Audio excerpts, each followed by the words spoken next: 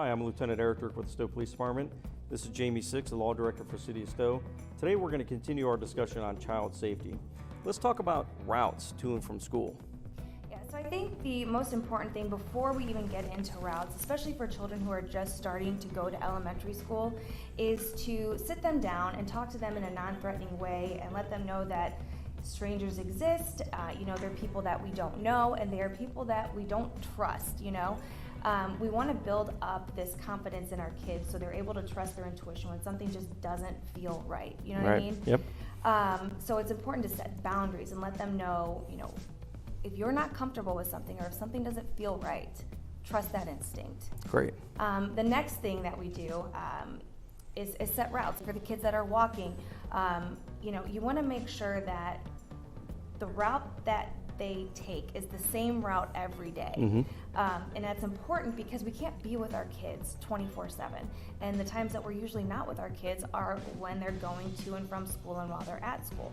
So we know if your child leaves the house at this time, takes this route, they will be at school at this certain time. And Okay. if they leave school at this time and they take that same route back, they should be home at this time, right? Right. So if anything happens and they're not home or they're not at school at the time that they should be there, that's when we know we need to do something. So you actually walk the route with them at the beginning of the school year I think and it's plan it? Yeah, I think it's Okay, important good. to do that. And that way, if you do that and they stick to that route, if an emergency does exist where you need to locate your child, you drive that route and you should be able to find them, right? That's the plan. Great. Now you mentioned talking to your kids about strangers, and what are some things strangers might do and you need to talk to your kids about during that route?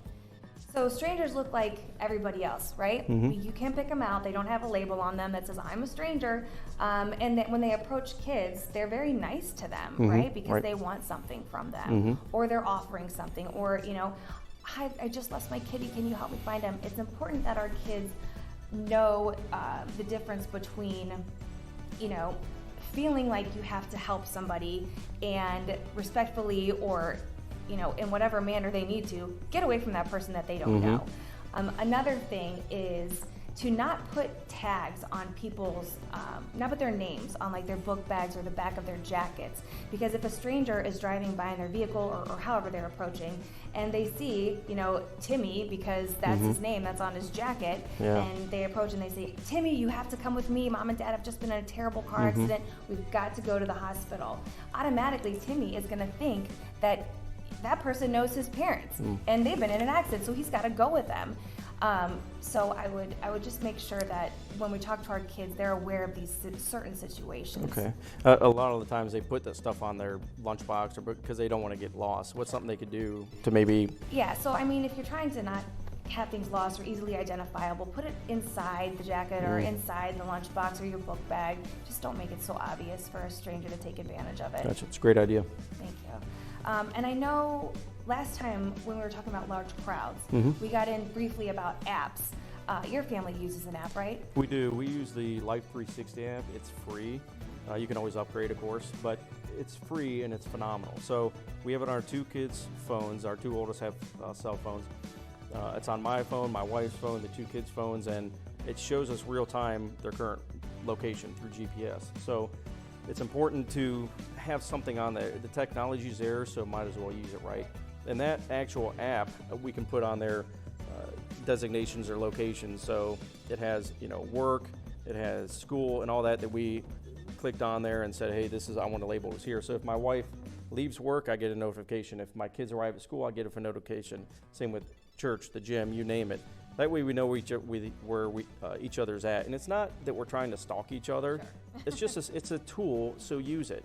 It's phenomenal. One time, a funny story is I was wondering where she was. She was running late, so I pulled it up and I'm like, where's my wife at? And here I saw she was actually driving home, and I actually saw her speed.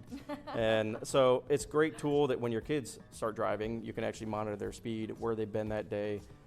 The technology is there again, so use it.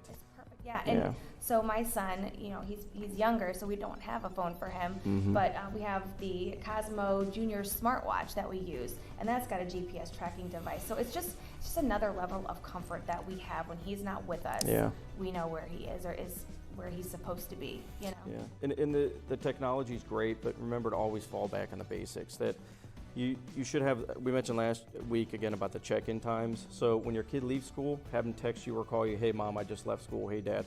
And then, hey, I just arrived home. That way you know where they're at.